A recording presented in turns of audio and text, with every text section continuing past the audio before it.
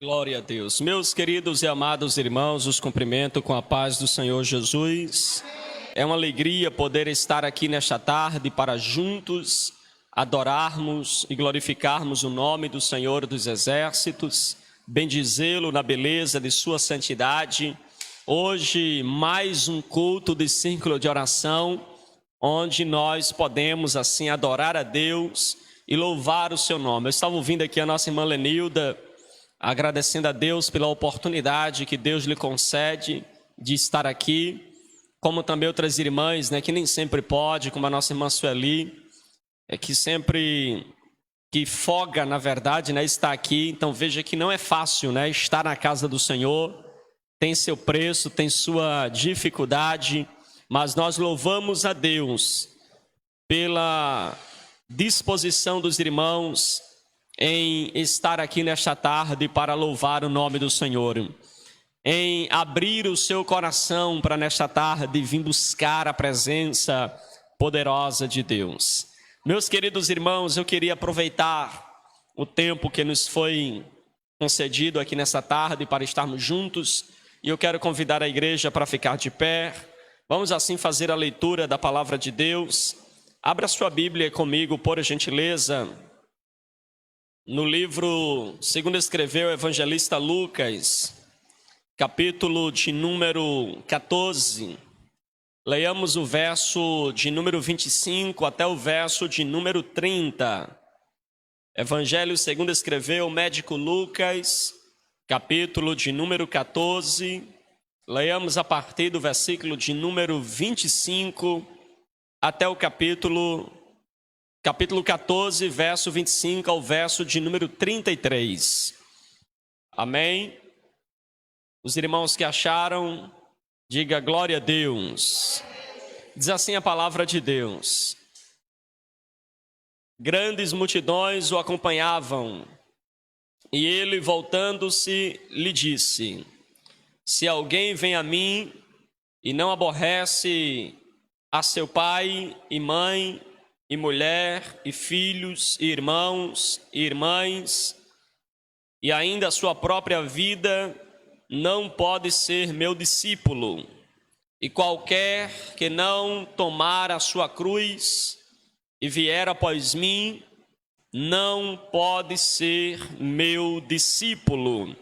Pois qual de vós, pretendendo construir uma torre, não se assenta primeiro para calcular a despesa e verificar se tem os meios para concluir, para não suceder que, tendo lançado os alicerces e não a podendo acabar, todos os que virem zombem dele, dizendo: este homem começou a construir e não pôde acabar.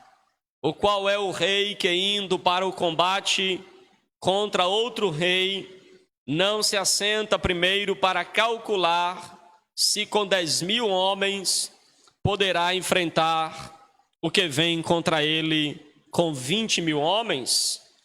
Caso contrário, estando outro ainda longe, envia-lhe uma embaixada pedindo condições de paz.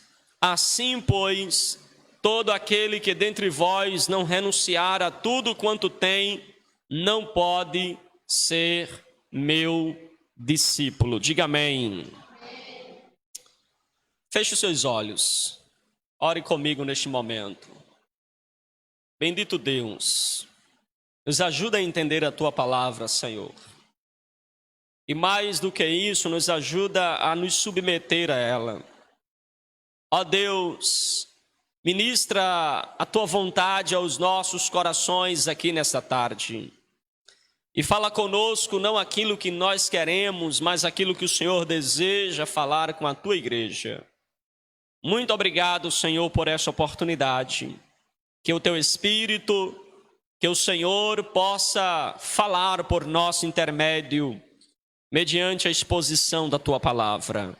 É o que nós te pedimos e te agradecemos, em nome de Jesus. Amém. Tome seu assento, por gentileza. Meus queridos irmãos, hoje nós vamos falar um pouco sobre as exigências radicais para seguir a Jesus. Nós sabemos que seguir a Jesus tem seu preço, tem sua exigência, que o próprio Cristo vai estabelecer aqui em sua palavra. Queridos, quando nós lemos o ministério de Jesus ou meditamos nos 4 evangelhos, um fato notório no ministério de Jesus é que, quando ele inicia o ministério, muitas pessoas, elas começam a acompanhar Jesus. Algumas porque ficaram impactadas com a palavra que Jesus pregava, outras ficaram impactadas pelos milagres que viram, outras ficaram impactadas pela resposta que Jesus dava às pessoas. O certo é que muitas pessoas começaram a acompanhar o ministério de Jesus. Eles começaram a seguir Jesus, uns mais de perto, outros mais de longe, mas estavam ali acompanhando Jesus passo a passo. Outros também começaram a seguir Jesus porque eles eram do contra, eles não concordavam com Jesus, e por isso eles ficavam acompanhando Jesus, irmã Sueli, dizendo assim: eu vou pegar Jesus em um erro, se ele errar, eu levo ele para os sacerdotes, eu entrego ele às autoridades. Então, na multidão que seguia Jesus, havia muito tipo de pessoas, com as mais diversas características. Veja que o verso 25 que nós lemos diz que grande multidão o acompanhavam. Havia muita gente, escriba, fariseu, possivelmente alguns soldados, mestres da lei, que acompanhavam o ministério de Jesus, e o povo, a multidão, as pessoas da sociedade, elas iam sempre em busca de Jesus. E é interessante nós percebermos a partir desse texto que nós lemos, que Jesus, ele nunca procurou discípulos sob falso pretexto. Veja que Jesus nunca se emocionou com multidão. Jesus nunca se emocionou com um público grande, com muita gente, com uma grande multidão lhe seguindo. E eu fico imaginando se fosse hoje, não é? Imaginou aquela multidão toda acompanhando Jesus, alguém de longe, né? Preparando a selfie para tirar com Jesus, né? Jesus lá sentado ensinando, ele fica nessa posição aqui, deixa eu ver se sai melhor aqui, né? Aí ficar fazendo lá, preparando para tirar a foto com Jesus, o outro tentando gravar a transmissão ao vivo do milagre de Jesus. Ele vai fazer agora, vai ser agora, aí tentar gravar, colocar para os seus milhões de seguidores. Só que Jesus, ele nunca se impressionou com multidão. Jesus nunca ficou preso, surpreendido pela multidão. E é interessante, irmãos, nós percebermos aqui nesse texto que o ministério de Cristo, por muitas vezes, ele procurou se esforçar para filtrar a multidão. Vou repetir. Cristo, em seu ministério, ele fez um esforço constante para filtrar a multidão. Muitas pessoas lhe seguiam, mas Jesus, ele sempre procurou filtrar. Ele procurou separar as pessoas que estão lhe seguindo, que estão lhe acompanhando. Portanto, irmãos, a gente percebe aqui uma grande multidão acompanhando Jesus, mas Jesus não está impressionado com a multidão. Quer ver quem gosta da multidão? É a gente, irmãos. Nós gostamos de multidão. Nós gostamos de aplausos. Nós queremos cantar quando tem muita gente. A gente quer pregar para a multidão. A gente quer fazer para as pessoas verem. Você observa que a maioria das pessoas gosta desse viés. A maioria das pessoas gosta desses aplausos. A maioria das pessoas gostam de público. Jesus não se impressiona com o público. Aleluia. Jesus, ele procura discípulos. Olhe para quem está do seu lado com carinho e diga assim: Jesus não se impressiona com a multidão. Jesus está procurando discípulos. Aleluia. Observe, irmãos, que Jesus, ele vai andando e uma multidão o acompanha e de repente, Lucas diz que ele volta-se, irmã Glorinha, para a multidão. Ele se volta para a multidão, ele dá um start na pregação ou na caminhada, ele dá uma pausa, ele diz: eu preciso peneirar essa multidão, eu preciso dar uma palavra para ela, eu preciso esclarecer algo para este povo que me segue, para esta multidão que me acompanha. E eu vejo Jesus pegar, sabe, um baldo de água fria, irmã Ivani, e lançar na chama que foi facilmente acesa na multidão. Estavam todos alvoroçados, todos muito eufóricos. Aí Jesus pegou um balde de água fria e jogou sobre eles. E talvez você diga: pastor, por que Jesus jogou um balde de água fria na multidão? É porque Jesus, ele não quer ninguém lhe seguindo? Não, não é isso. Pastor, por que Jesus ele joga um balde de água fria nessa multidão? É porque Jesus não gosta da multidão? Não, o que mais Jesus queria era que a multidão lhe seguisse, mas Jesus queria que eles seguissem não apenas numa multidão sem compromisso. Jesus queria que eles seguissem, mas que eles fossem verdadeiros discípulos. E observe, irmãos, que às vezes uma das melhores maneiras de você atrair verdadeiros seguidores é fazendo o que Jesus fez. O que é que ele fez, pastor? Ele repele. Às vezes a melhor maneira de Jesus cativar a atenção de alguns é exatamente sendo duro com eles. E não é assim que a palavra de Deus fala? Ele repreende todos aqueles que ele ama.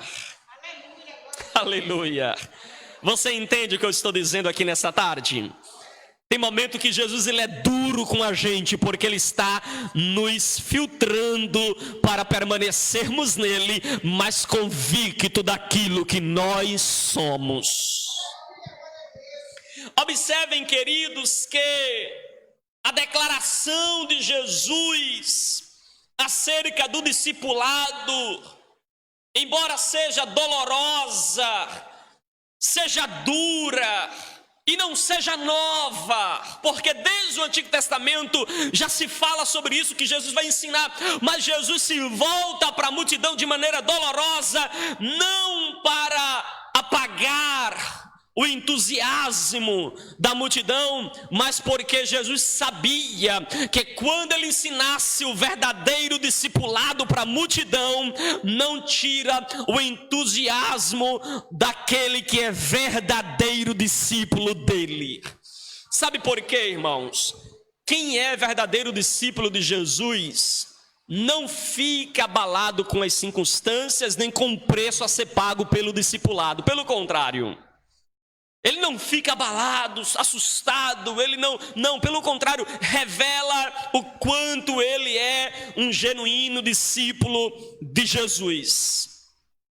É como se Jesus lançasse uma brasa, né? Quando Jesus ele chama a atenção aqui dos discípulos, é como se ele lançasse uma brasa e que aumentasse uma faísca ou uma labareda tão grande que arderia nos discípulos por toda a vida. Mas também queimaria a palha que ele seguia.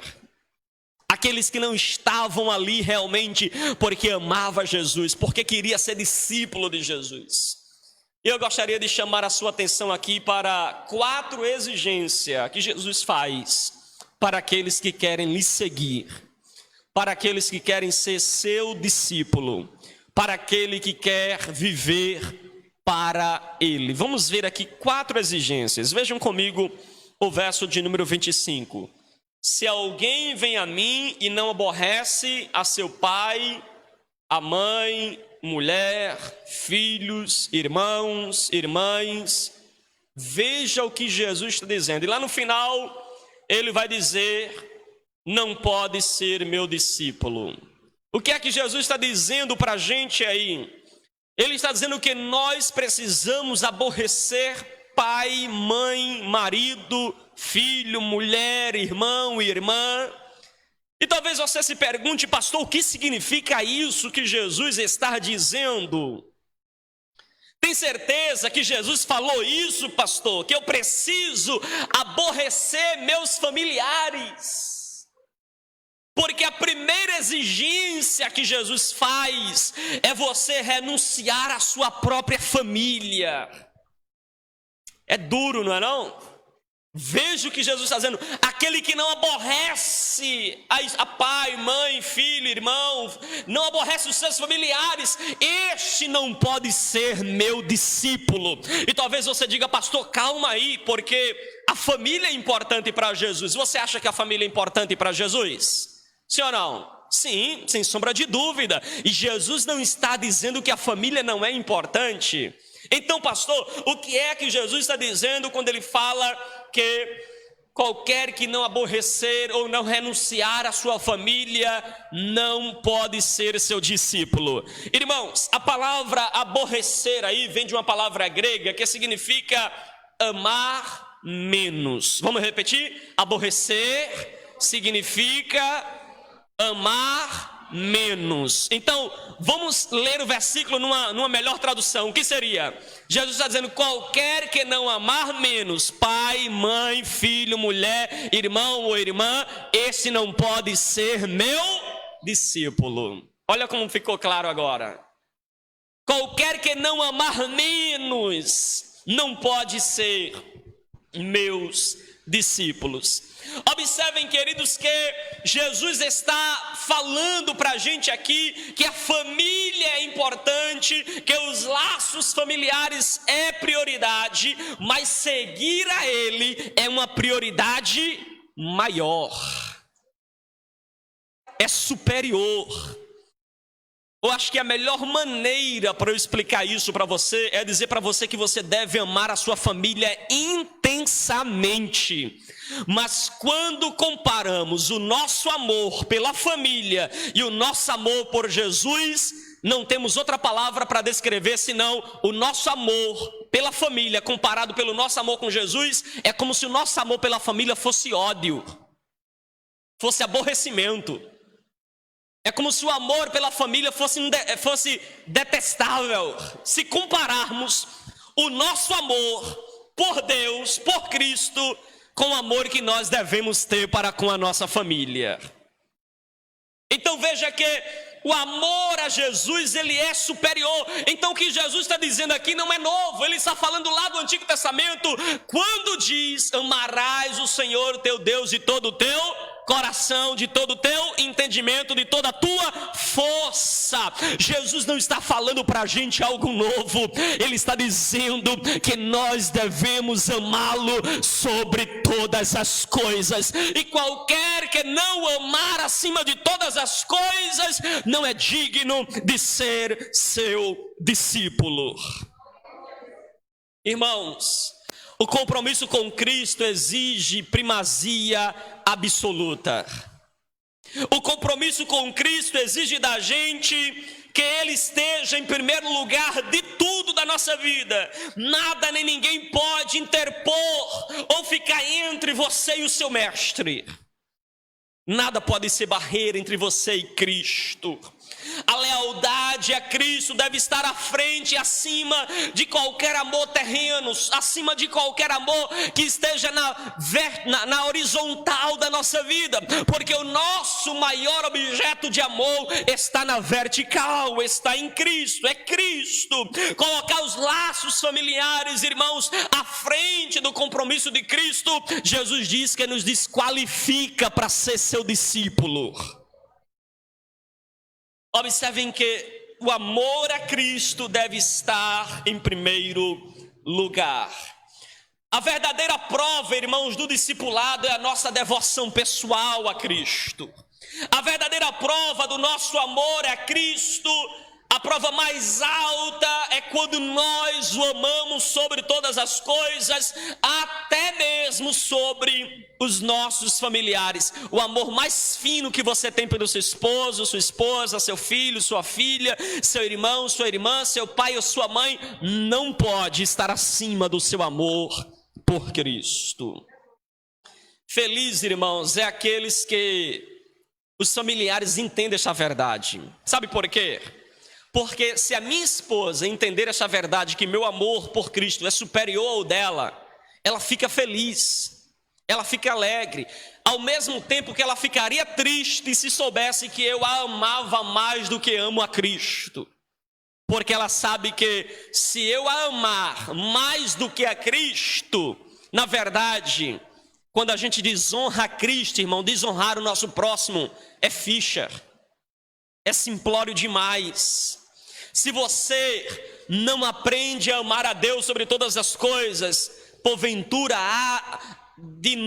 nós iremos honrar uns aos outros, nós iremos respeitar uns aos outros? Obviamente que não, obviamente que fracassaremos nesse propósito.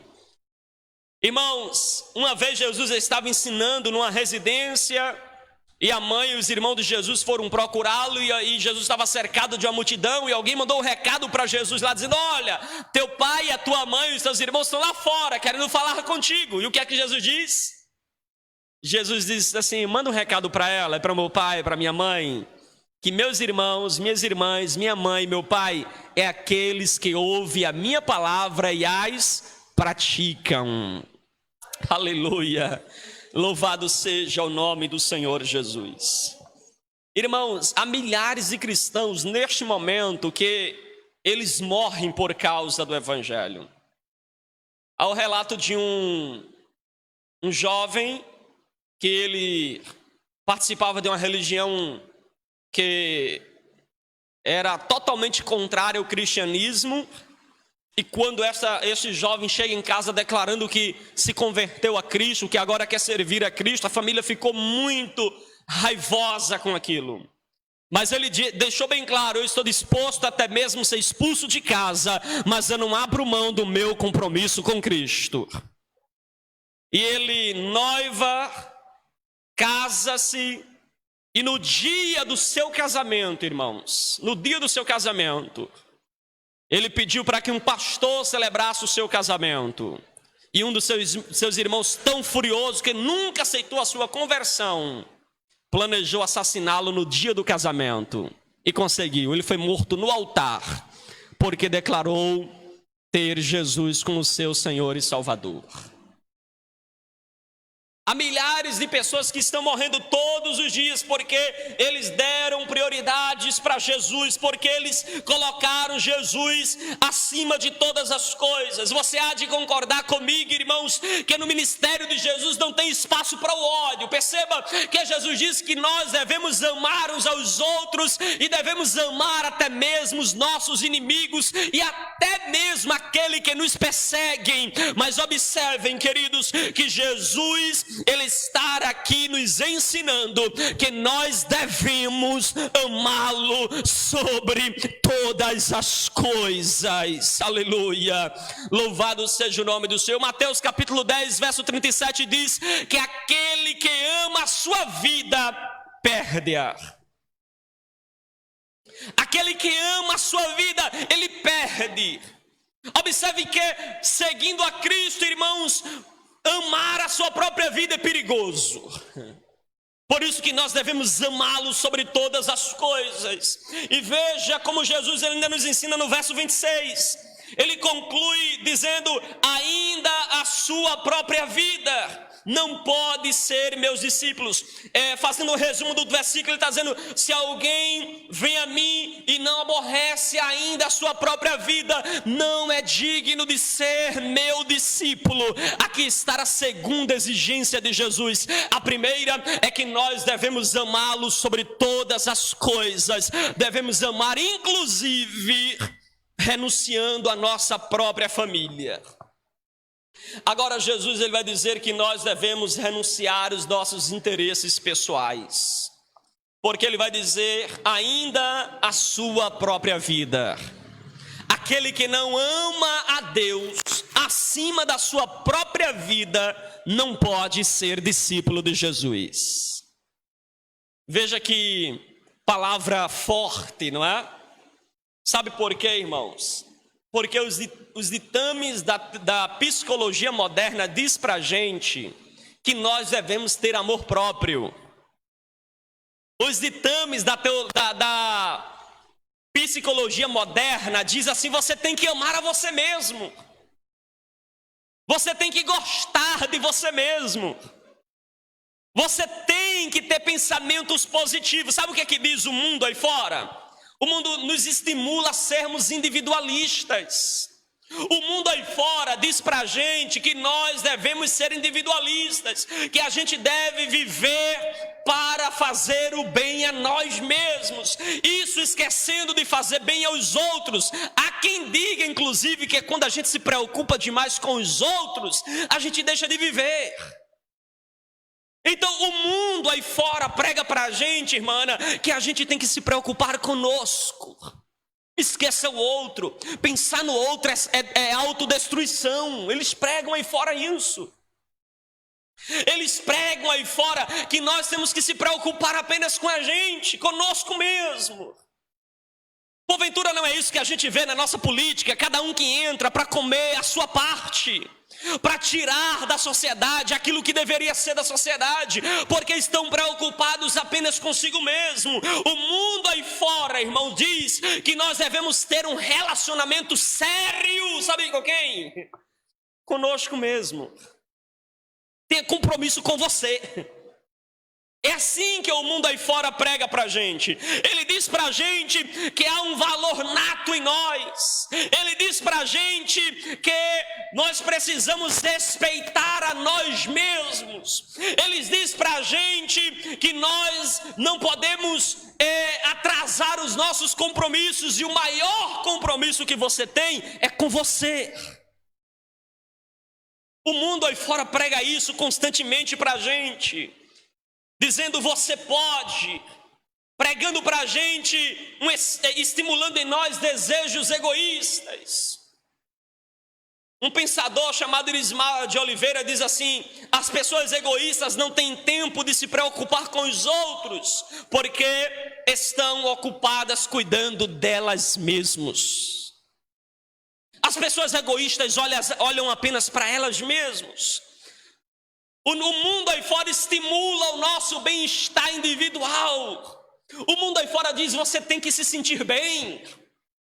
Você tem que fazer as coisas para você estar bem. Você tem que mover tudo ao seu redor para você se sentir bem. E a gente às vezes até diz assim: irmão, faça o que você sente bem. O nosso coração é enganoso.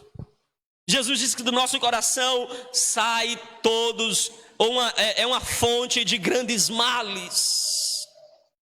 O mundo aí fora prega um bem-estar individual para a gente, que diz: você é forte, você é capaz, liberte o leão que está dentro de você. Mas a palavra de Deus fala lá em Romanos 8, que o Espírito de Deus, ele intercede ao Pai por causa das nossas fraquezas. Nós somos fracos, irmãos.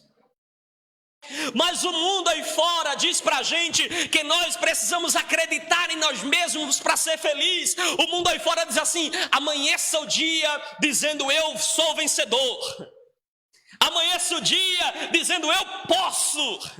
Amanheça o dia dizendo eu sou capaz. Amanheça o dia dizendo hoje tudo vai dar certo. Ele prega pra gente de que nós somos o centro. Há um pregador muito conhecido aqui no Brasil que diz assim: você é o centro do coração de Deus. Você é o cara. Há outro que disse aqui, muito conhecido também no Brasil, assim: você é um Deus. Veja que ousadia, irmãos. E ele usou uma teologia fajuta, né? Dizendo assim: filho de cachorro, cachorrinho é. Filho de gato, gatinho é. E filho de Deus, deusinho é. Oh, infeliz, né?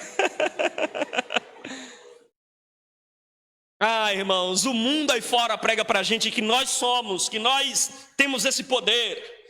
O mundo aí fora vai na contramão daquilo que Jesus fala. Observe que ser discípulo de Cristo é ir na contramão dos ditames da psicologia moderna, porque nós não buscamos a afirmação do eu.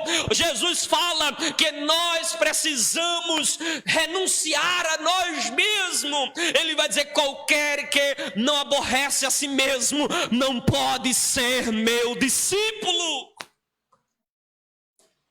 Irmãos, nós não podemos viver para nós. Pastor, o senhor está dizendo para mim que eu não devo me amar? Não, não é isso que eu estou dizendo para você. Porque se eu dissesse que você não deve se amar, eu estaria equivocado, porque a Bíblia diz, sabe o quê? A Bíblia diz assim: ame o seu próximo como a si mesmo. Então a Bíblia diz que a gente deve amar a nós mesmos. Pastor, então me explique o que é que o senhor quer falar com isso. Sabe o que é que eu estou dizendo? É que nós não podemos amar a nós mesmos acima de Cristo. O nosso amor a Cristo deve vir em primeiro lugar, aleluia. O amor por Cristo deve estar acima, até mesmo, irmãos, de nós mesmos, aleluia. Louvado seja o nome do Senhor Jesus. Se nós não amarmos a Cristo acima da nossa vida, nós não podemos ser discípulo de Cristo. Olha o que ele vai dizer: ainda a sua própria vida. E observem, queridos, que Jesus, quando fala isso, ele está dizendo que nós devemos mortificar a nossa carne. Ele está dizendo que nós devemos mortificar o nosso eu. Ele está dizendo que você deve crucificar as suas vontades, seus desejos, suas paixões. Ele está dizendo para nós que quem ama a sua própria vida perde. Mas quem dar a sua vida por amor de outros, para benefício de outros, se doa para o reino dele, para o avanço do seu reino, este ganha a vida eterna. João 12, versículo 25 diz: quem ama a sua vida, perdê-la-á, e quem neste mundo odeia a sua vida ou aborrece a sua vida, guardá-la-á para a vida eterna. Nós não podemos amar a nós mesmos acima do nosso amor a Deus. Meus queridos irmãos, nosso amor por Cristo, comparado ao amor que nós temos por nós mesmos, a semelhança do relacionamento com a família, é considerado aborrecimento, ódio e um amor detestável. Então, a primeira exigência de Cristo para nós sermos discípulos dele é nós renunciarmos até mesmo a nossa família. A segunda exigência de Cristo para sermos discípulos dele é renunciarmos os nossos interesses pessoais. É você colocar Deus em primeiro lugar dos seus próprios interesses. Porque hoje a gente vive, irmãos, uma geração que é multidão, que segue Jesus, mas não é discípulo. Porque multidão, na hora da oração, na hora de estar na madrugada fria com Cristo, na hora da perseguição, a multidão, foge, desaparece, some. Mas o verdadeiro discípulo é aquele que não ama a sua própria vida. Se preciso perdê-la, pela causa de Cristo ele perde, porque a causa de Cristo está em primeiro lugar. Amém. Observe ainda, irmãos, que nós temos aqui uma terceira exigência de Cristo para aqueles que querem ser seus discípulos. Veja comigo do verso 28 até o verso de número 32, que Jesus vai falar de duas parábolas. A primeira parábola que ele fala é do construtor, ou seja, o verdadeiro objetivo do discipulado. E a segunda parábola que ele nos apresenta é a parábola da guerra. E ele vai mostrar para nós, na parábola da guerra e na parábola do construtor, a exigência do discipulado. Irmãos, o discipulado exige que nós renunciemos à falta de planejamento. Observe que tem muita gente que não tem qualquer planejamento. Ele leva a vida solta. Ele leva a vida sem se planejar. Eles se candidatam para seguir Jesus sem saber nem o custo que isso tem. E aqui vale uma palavra, viu? A gente às vezes, na empolgação de um espírito evangelista, a gente quer que as pessoas tomem decisões por Cristo na flor da emoção. Discípulo de Cristo não pode segui-lo ou decidir segui-lo emocionado. Ele precisa parar. Veja o que Jesus vai dizer na parábola. Quem vai construir uma torre e não se senta? O que é sentar, irmãos? Você acha que alguém que vai construir um projeto e senta-se para calcular, ele está com pressa? Ele senta para traçar planos, para traçar o projeto. Então observe que quem resolve seguir a Cristo precisa sentar-se, precisa parar, precisa refletir, precisa ver o preço que vai ter para seguir a Cristo, precisa calcular o sacrifício que ele vai precisar fazer. Então observe, irmãos, que não é difícil a gente achar uma aplicação nessa parábola, tendo em vista que ele fala que a nossa vida em Cristo, ou seguindo a Cristo, é uma construção. Nós somos uma construção em Cristo, e se nós decidirmos seguir a Ele, nós precisamos então ver como nós estamos construindo a nossa vida em Cristo. Nós precisamos calcular os gastos, nós precisamos calcular o preço, nós precisamos calcular tudo que envolve o preço do discipulado, porque ele vai dizer: é vergonhoso você ir atrás de argamassa, ir atrás do cimento, do tijolo, da areia, da brita, ir lá atrás para construir sem calcular o quanto você vai gastar, porque porventura você vai ver que os preços são caros, esses objetos, desses materiais, e aí você vai lançar o fundamento da base do que você vai construir e vai deixar a casa pela metade. Vai deixar na base. Jesus vai dizer, vai passar uma grande vergonha, porque as pessoas vão dizer: olha aí para fulano, começou construindo e não concluiu. Sabe o que isso fala sobre o discipulado? Fala de pessoas que não calcularam o preço que se paga para seguir a Jesus. E às vezes, irmãos, ele entra no meio da multidão e acha que ser discípulo é ser multidão. Ser discípulo de Jesus é pagar um alto preço. Ser discípulo de Jesus é você realmente saber que não pode deixar a sua vida espiritual na metade. Ser discípulo de Jesus é você saber que não pode deixar a sua casa espiritual construída apenas na base. Você precisa concluir. A palavra de Deus fala que uma vez que nós colocamos a mão no arado, nós precisamos ir até o fim. Você começou a construir a sua casa em Cristo. A construção, você precisa acabá-la, você precisa terminar. E a pergunta que eu faço para a igreja nessa tarde é: que tipo de construção nós estamos fazendo? Será que nós estamos construindo uma prisão? Porque para alguns seguir a Cristo parece uma prisão, não é? Ele está lá preso, construindo grades para ficar amuralhada ao redor dele. Tem pessoas que estão construindo um jardim precário, uma vida, uma casa precária. Ou será que nós estamos construindo o nosso caráter, a nossa vida em Cristo, uma grande mansão, um grande templo, onde Deus vai ser reverenciado e onde nós podemos descansar nele, como o texto que disse aqui nessa tarde: deleita-te também no Senhor, entrega o teu caminho a Ele. Aleluia, louvado seja o Senhor. Meus irmãos, observe ainda que ele fala da parábola da guerra.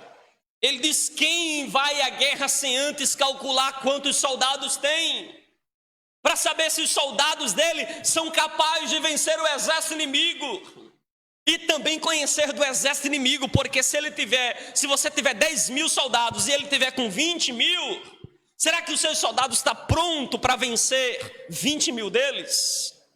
Aqui Jesus está falando para a gente, irmãos, que o caminho do discipulado, nós precisamos vencer 3 inimigos que nos guerreiam constantemente: a carne, o diabo e o mundo.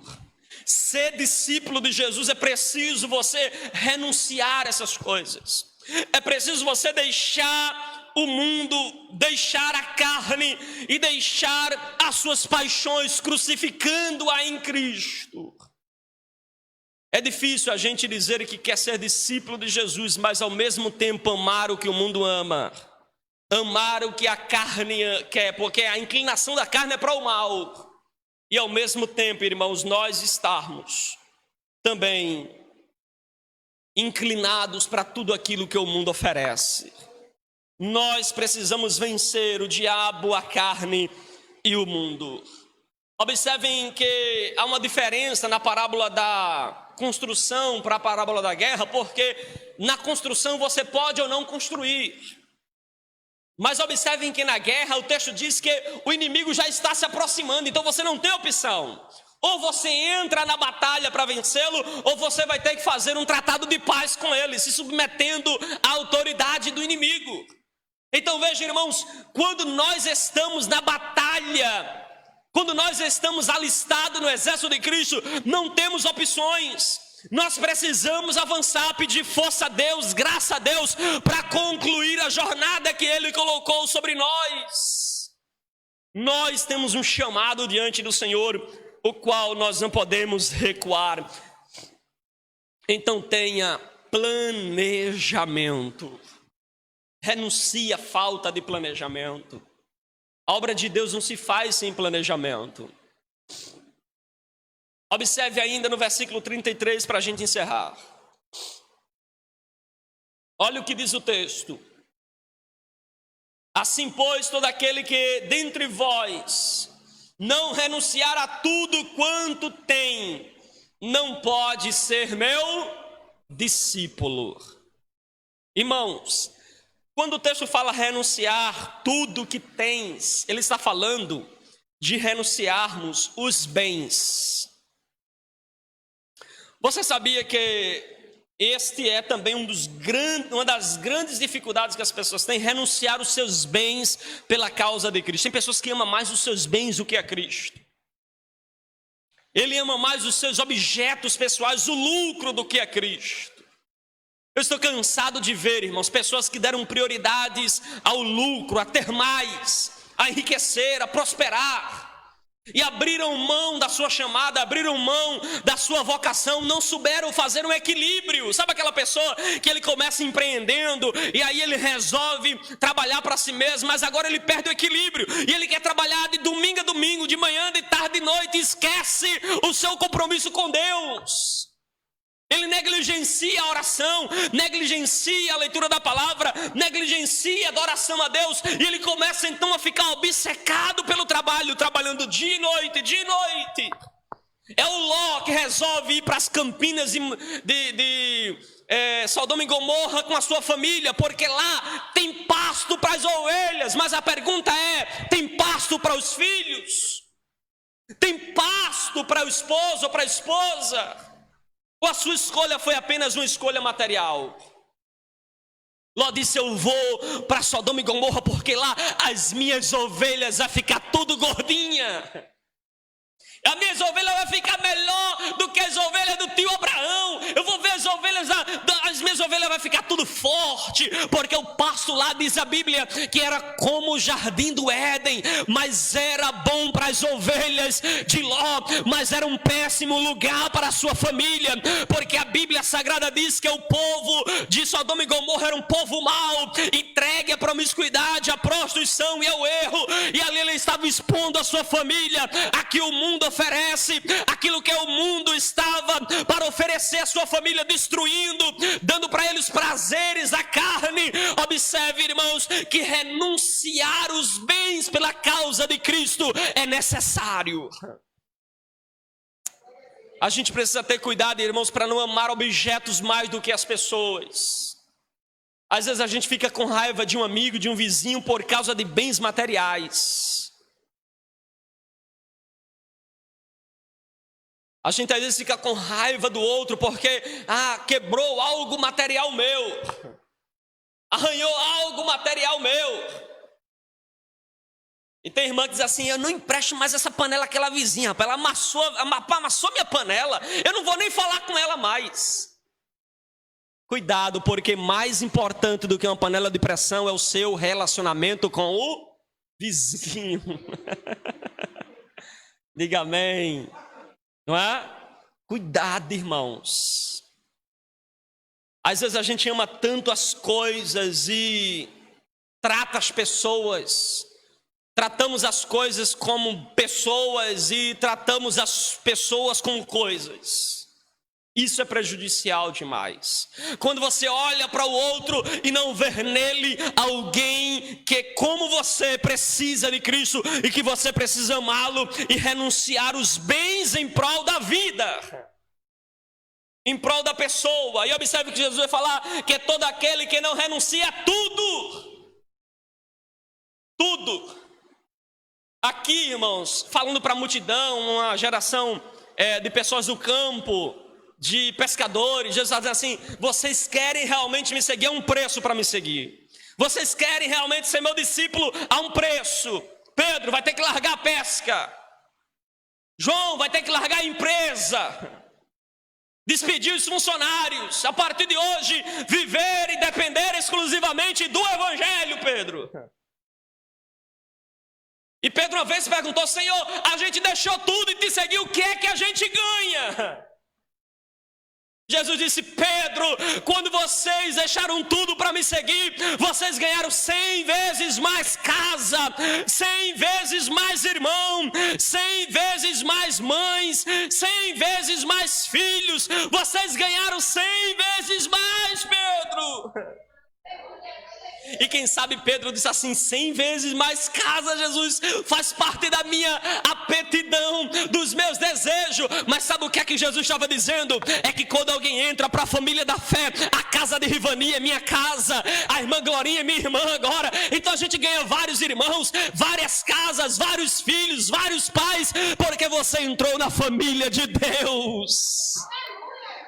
Tem nada a ver com bênçãos materiais. Porque tem gente que usa esse texto, Ivani, para dizer que Deus vai dar 100 casas a você. Vai ter muita casa. Não é casa nesse sentido, não. É casa de que quando você entra no relacionamento da família de Deus, todo mundo agora é família. A casa de cada um dos irmãos é a nossa casa também. Os irmãos são nossos irmãos também. São pais, são mães, são tios, são primos, são todos nós uma família. E Jesus vai dizer: precisamos renunciar tudo, ou então não temos condições de ser seu discípulo. E ele vai falar que não pode ser meu discípulo aquele que não renuncia a tudo.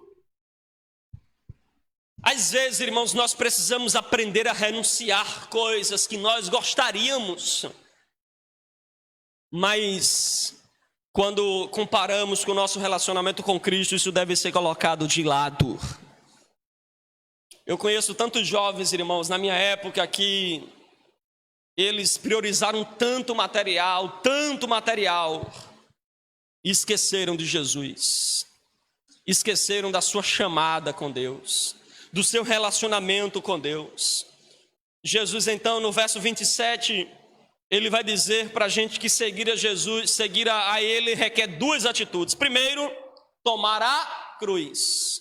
Quer seguir Jesus? A primeira atitude é: tome a cruz. Você sabia que em um determinado estágio da sua caminhada, muitas pessoas vão querer ser você? Alguém vai olhar lá na frente e vai dizer assim: eu queria ser a irmã Glorinha, olha como ela prega, não é uma bênção pregando. Alguém vai olhar lá na frente e dizer assim: mas a irmã Lenilda canta tão bem, é tão envolvida na obra, eu queria ser como a irmã Lenilda. Há uma frase que diz, queridos, que muitos querem aquilo que nós temos, mas vão desistir quando souberem o preço que você pagou. Aleluia. Porque eles querem seguir a Cristo sem compromisso. Eles querem seguir a Cristo sem realmente abraçarem tudo que envolve, e seguir a Cristo envolve tomar a cruz. Seguir a Cristo envolve mortificar o eu, suportar os sofrimentos. Seguir a Cristo envolve nós avançarmos sem olhar para trás. Seguir a Cristo, irmãos, é o alvo da nossa existência. Então ele disse: alguém quer ser meu discípulo, tome a sua cruz e me siga. Todos aqueles que querem verdadeiramente serem seguidores de Jesus precisam lutar, precisam participar. Ele precisa ser construtores que planejaram, que calcularam e viram que tem condições de construir. Eles precisam ser pessoas que estão indo para a guerra, mas sabem que estão dispostos a lutar até mesmo com um exército que está o dobro do seu, mas porque ele é um verdadeiro discípulo, ele não desiste. Sabe por quê? Porque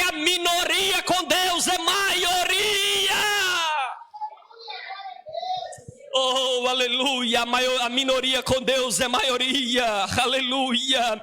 Você pode estar em minoria, mas se você está com Deus, você é maioria, porque com Deus você já é mais que vencedor, porque com Deus a vitória é garantida.